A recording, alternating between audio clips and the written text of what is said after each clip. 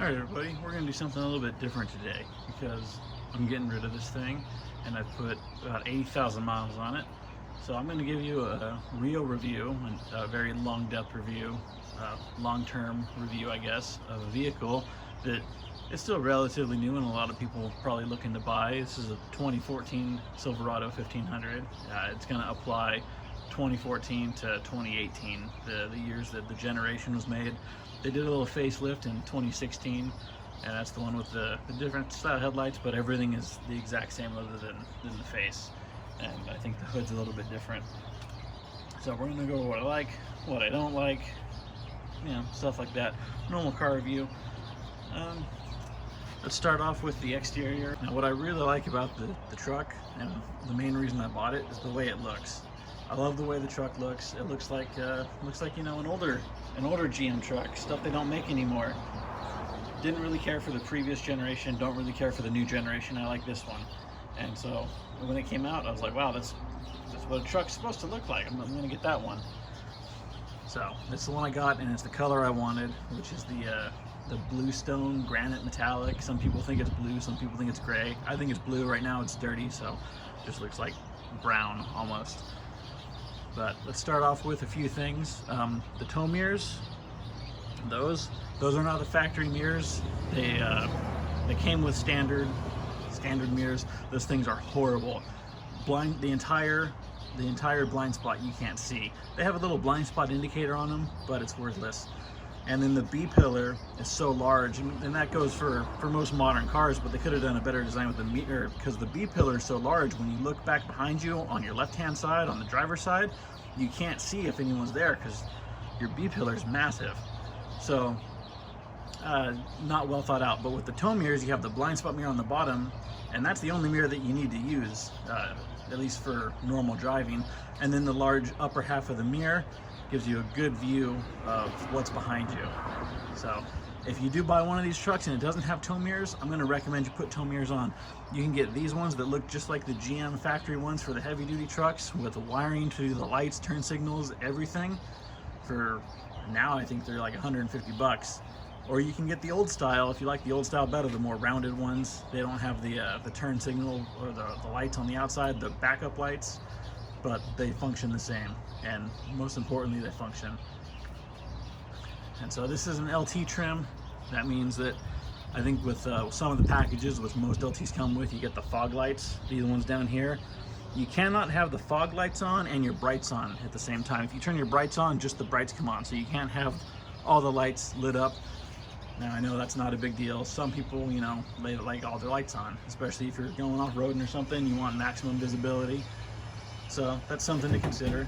With the brights do a great job on their own just for driving down the street, and of course you can always throw a light bar on there. And then it's got, normally they have a little chin spoiler down on the bottom. That was off when I bought it. I did buy this truck used at a year old with 40,000 miles on it, so now it's at 120,000 miles because I put 80 on it. And the chin spoiler was already off. A lot of people take them off, but they do help increase the mileage. That was off, and it had a leveling kit on it. And with this it's the smallest leveling kit you get. All it does is raise up the front, I think 2 inches to make it level. It doesn't do anything in the rear. And what that gives you is decreased gas mileage. And people like the look. I don't really care. It doesn't bother me being on there, but it's just, you know, if you're buying a truck and you're concerned about mileage, which you shouldn't be if you're buying a truck to begin with, just keep that in mind. The bigger tires and the more you jack it up, the worse your mileage gets.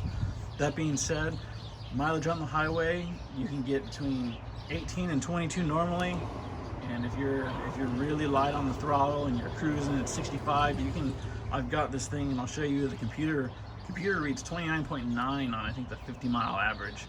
And I think it's still up in the mid-20s on the 400-mile average. When you really coast this thing, it's capable of some pretty good mileage. Nowhere near what cars get, but hey, it's a V8. So that being said, let's take a look under the hood and discuss some things under there. Okay, now that we're under the hood, this is what they look like. Normally they're cleaner. This is filthy, but I mean, it's a daily driver. And what you see is what you get, a whole lot of craptastic plastic covering up everything. This is your fan shroud. Look got a nice little bow tie on there for people who like to brand every single thing that they have. In case you forgot, that's what you're driving. Refrigerant information here for the truck and the Suburban and Tahoe, in case you don't know what you have, how much refrigerant you need, how, you know, kilograms, whatever. So a couple things about this truck that are different. The most recent vehicle I owned before this was a 2002. Something that's different on this, it has a coil pack. And what that means is you don't have a distributor in the back of the engine or in the front, depending on who made your engine. And you can see that's a good thing, because if you look all the way back there, your distributor would be under the top there, and that would be absolutely horrible. So it's got a coil pack, which means you have these short little cords, and they just go from spark plug to the coil pack. And that's how that works. That's all computer controlled. I think the intake manifold actually looks really nice. If someone made like an aftermarket one in aluminum, and I didn't live in a state where you can't modify anything with the engine, it'd be pretty cool to have like an aluminum, change all this. You could make it look really nice, but then again, why would you? I don't think modern cars are something worth investing a lot of money in, because they're just going to depreciate no matter what you do to them. They'll always depreciate, because they're not collectible, they're not desirable, unless you're going to hold on to it for maybe 30 years. But that being said, I did have a pretty big issue with this at about, it happened at about I want to say 110,000 miles. So not that long, not that many miles ago. What happened was, I think it was from low battery, but it might have been from the fuse shorting out somewhere along the line for the ECM. I had a security system malfunction, which I'm sure was due to low battery, and it would not start. It would just give a security code fault, and I'm pretty sure it was just from low battery. I've read that's a common problem. But the battery was low. It did just need a recharge, but I just bought a new battery at the time because I didn't have time to wait for a charge. So there's that. And then other than that, the other main issue that happens under here, at least the issue that I had, this happened at 80,000 miles. That was the air conditioner went out. And there's two main reasons that the air conditioner would go out. And the first being, we'll go right down here. Back in here behind the grill, you can't see, but in front of the radiator is the condensing coil. So that's where the refrigerant goes to dissipate the heat that it's pulling out. And there was a pinhole leak in the corner, and it's a common spot for a pinhole leak. Whoever manufactured them, the robotic welding machine, left a weak spot there. And GM never issued a recall or anything to fix it. And the other issue that I didn't have is, let's see if I can get some focus on here. You can barely see, but down here, right there, there's two hoses that go into the compressor. So down there's two hoses that go into the compressor, and they're on the original drawing, on the diagram, there's supposed to be a bracket that holds those two together that keeps them from vibrating, because that's where the rubber gets crimped onto the aluminum, and the aluminum goes into the compressor, and it's supposed to hold the aluminum so it doesn't vibrate. Well, on the 2014s, and only the 2014s from my understanding, they didn't put that clamp on there. So as a result, what happens is, on the 2014s especially, and you can buy the part, it's like $8 and throw it on there and clamp it yourself. You shouldn't have to do that, but you're not going to get a warranty fix for that unless you're still under your 36,000 mile 3 year. Based on the year that it is, that's not going to happen. So basically, you got to throw that clamp on there. It's like $8. You shouldn't have to do it, but it could happen. This has 120,000 miles. That hasn't happened yet. I had the condenser issue instead. And I'm not going to worry about it. It's not going to be my problem anymore. And as fucked up as that may be, that's why I'm giving you guys this review, so you can know what you're getting yourself into, because that's just the way the world works. All right, so here we have, see it from the side, different angle. It's the crew cab with the short bed, the very short bed, 5 3/4 foot. I will never ever buy a truck with a bed that short again. 6.5 feet, doable. You can fit a piece of plywood in flat. If you have the bed down, you can fit 2x4s in the back at an angle, not a problem. This one, even if you have 2x4s in the back, just 8-foot 2x4s at an angle, they still stick out. So when I go to the steel yard and buy 10-foot lengths of steel, you gotta have a red flag, tie everything off. It's just a hassle. It's a real hassle. Never ever gonna buy a bed this short again. I would recommend that the only time you get this is when you're buying your truck with the intent of towing your boat, towing your family camper, and all you're throwing in the back is some ice chest or maybe a motorcycle. But even a motorcycle with this short bed only fits in the back if you cockeye it, unless you want the tailgate down. So that means you can only get one. And if you have a crew cab that fits 4 people, why are you only taking one motorcycle out? So I know people do it, but there's my thoughts. I do like the rims, really like the rims, my favorite ones. They came with it. I'm not the kind of person to pay extra. They just happen to be on it. They're the 18-inch premium rims from the dealer. They charge a boatload of extra money. They're not really worth it, but hey, they came on it, and it was used, so I didn't have to pay that big old surcharge. I'm sure I did, you know, somewhere in the mix, but there's a benefit. Fuel tank's on the driver's side, in case you didn't wanted to know that. So now let's move on to the back. For anyone who wants to see the back, this is what it looks like. And little notch right there, the bumper backed into a pole. It's got a backup camera, but it was frosted over, and I didn't see it, so I hit it. And it does have the soft lower tailgate, which is going out. So that tailgate does, over time, start to lower harder and harder until it's going to be basically non-existent.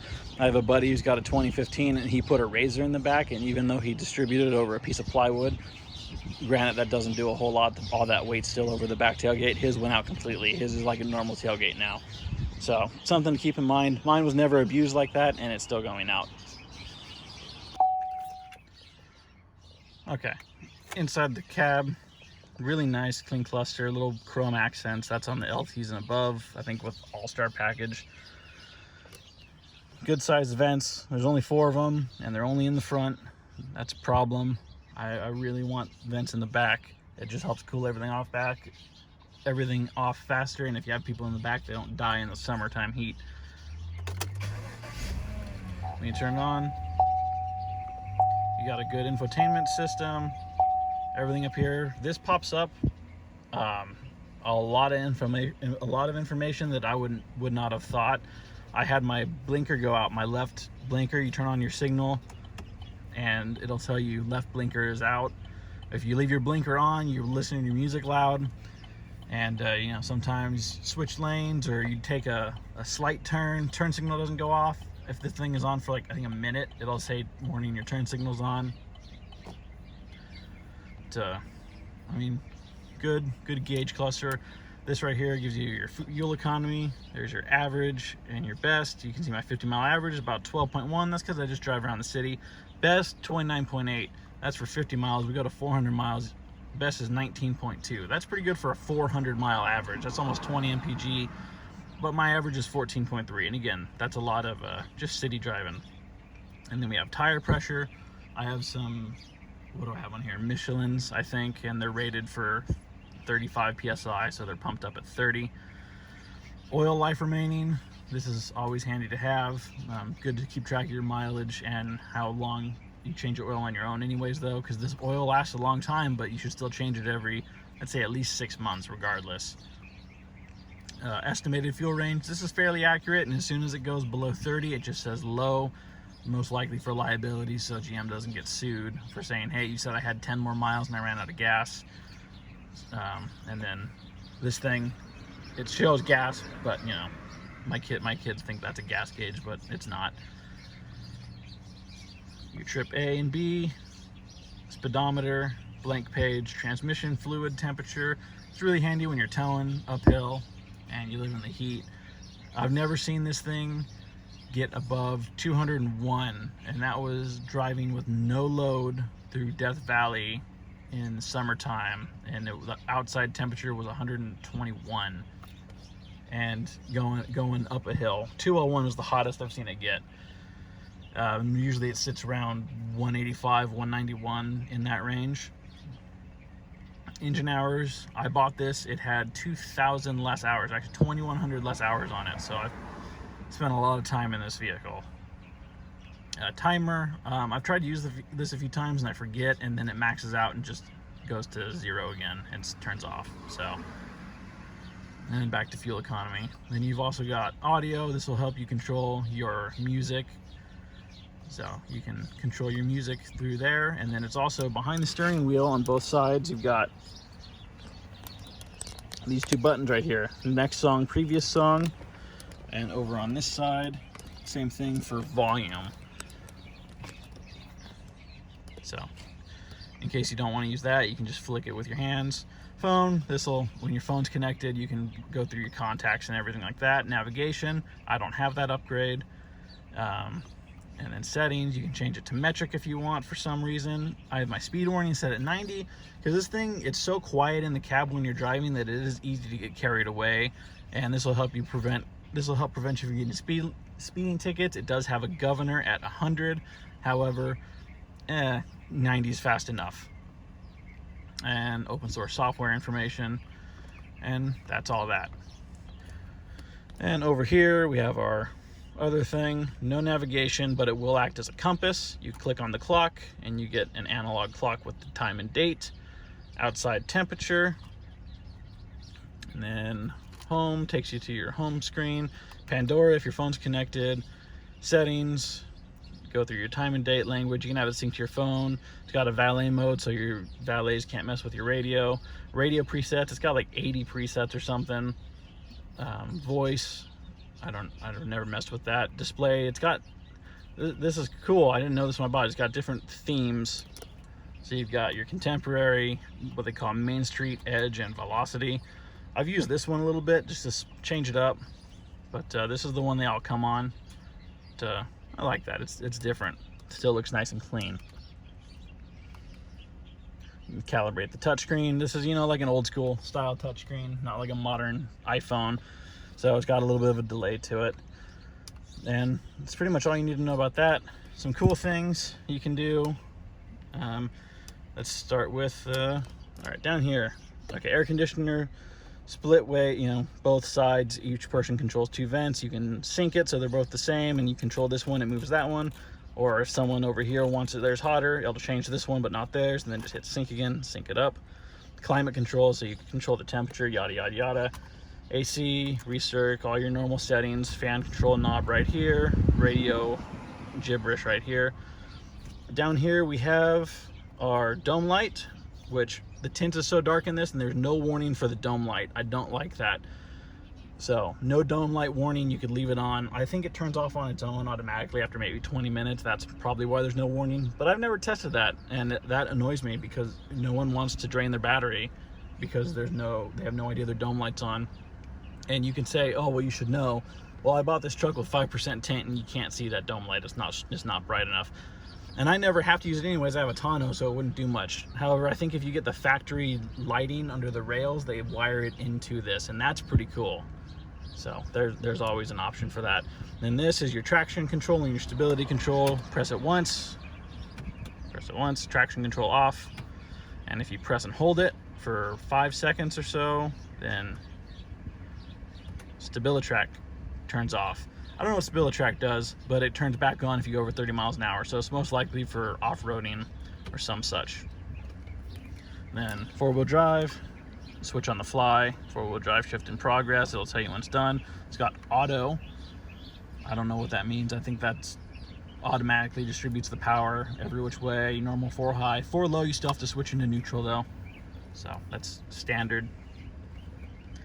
And then one thing I found out, if you hold down the tow haul button right here, so press the button once, it turns on to tow haul, and turn it off again. But if you hold it down with it on or off, you hold it down for about 5 seconds. Grade braking off. So if you don't want your grade braking on, because sometimes, especially if you're in tow haul mode, your grade braking super sensitive. You're going downhill, you tap your brakes, grade braking will turn on. You might not want that. Maybe you just had to slow down because someone cut you off. You can turn it off. And sometimes it turns on its own when you're not towing anything at all. So, nice feature to have. Now, back onto storage. This is nice right here. Now I'm cleaning this out. I keep tourniquets in here and a little reward card for the gas station. So that's a good sized storage cabinet. I mean, my fist fits in there. You can't close it obviously, but top glove compartment has a lock on it, so you can lock it. Bottom one, another good sized storage compartment, and then you take this off to get to your in-cabin air filter. You just kind of like squeeze it and it falls out, I think, if I remember right. Good size. Same thing on that door for the storage, same as this one. Center console, 3 cup holders, 3 phone holders. They'll hold an iPhone X Max, I think that's the one I have.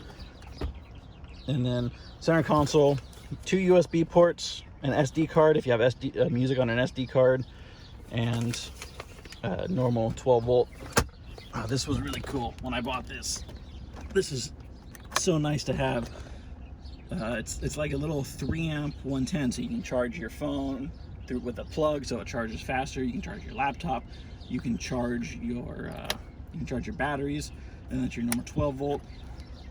That will not even run a vacuum though, so don't think you're going to vacuum out your car, because it's like a 3 amp, and it won't run anything more than a charger. I originally thought I could run a vacuum off of it. That was a mistake. And then when you lift your bench seat up under here, this compartment also locks, and they all lock with the same key, and you got some more storage under there, and that's handy to have just for stuff that you might need. I've been cleaning this out, so, but you know, extra stuff you don't need that often, but it's good to have in your car within an arm's reach. So moving on to the back, you can see the doors are a little bit different. These ones have a top cup holder, so if you have someone in the middle and the bench, that's why there's 3 cup holders up front. Everybody can have a cup holder with an arm's reach. That's pretty handy. And then a cup holder down here that's big enough for a can. More storage, a little bit different setup. Some clamps holding the seat back on while I glue it back up, because kids like to kick it and it falls apart. Dirty floor mat, kid sandals. You got another 12 volt right down here. Nice to have. Sometimes people like to charge their phones. The only problem is no one carries those things around with them for the most part.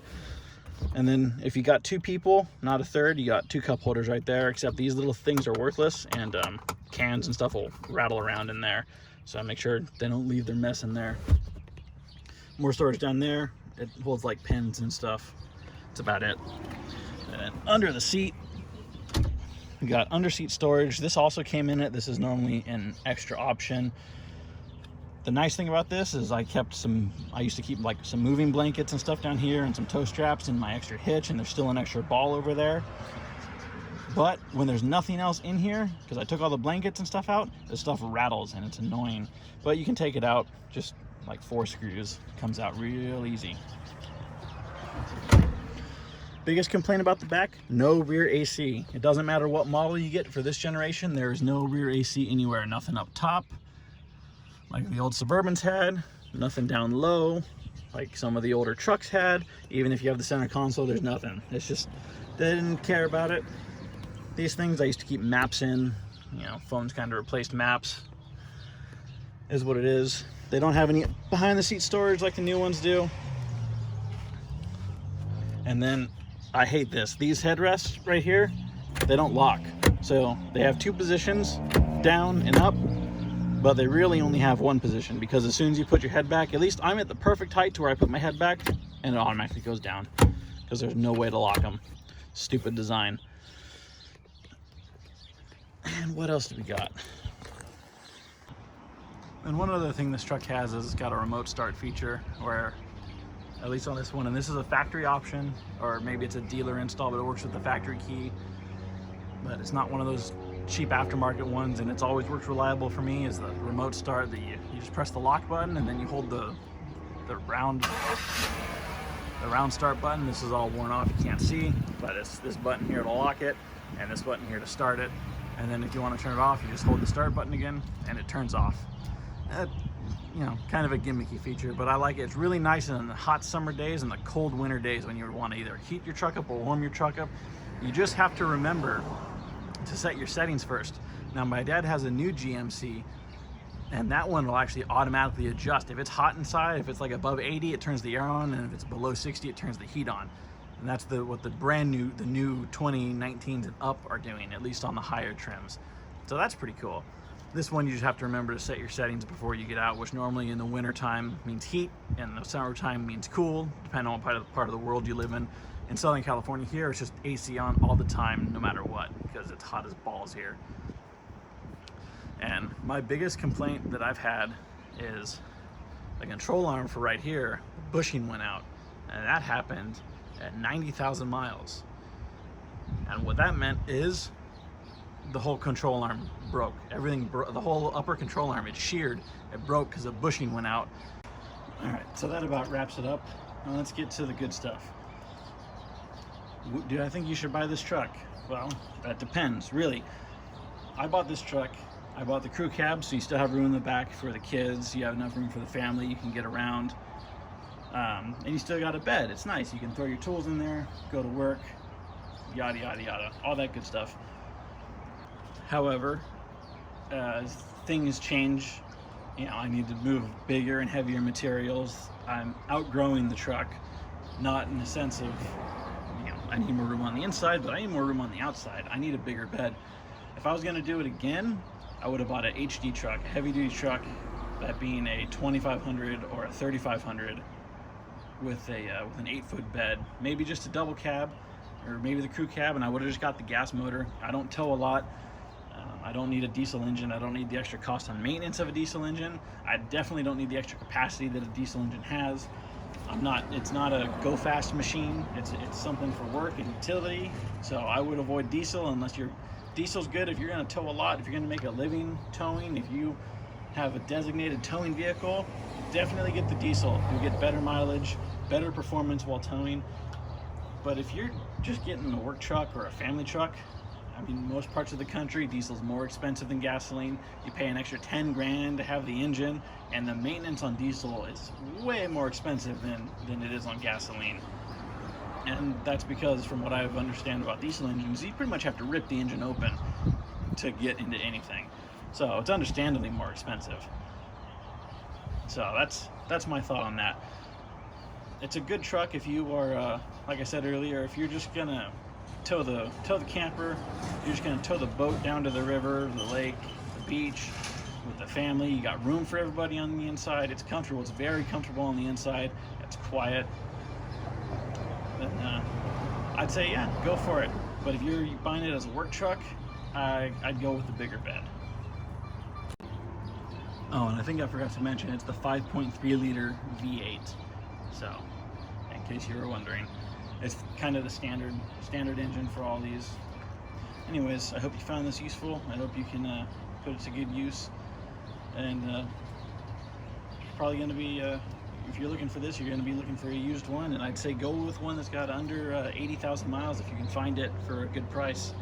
I'd try to avoid the higher mileage ones, especially since these have the active fuel management, and I'm not sure how that works in the long term. But I can tell you, I'm getting rid of mine, but that's mostly due to the constraints of the bed. So, thanks for watching, everybody. So, the 2014 Silverado's gone, and I'm sure you just are itching to know what I got to replace it. So, without further ado, here it is. So, this is it. It's a 1990 C2500, and it is a Scottsdale trim. So, it's like the mid-level trim. And if you're curious to know more, there'll be another video following this one with a walkthrough of this one. So thanks for watching, everybody.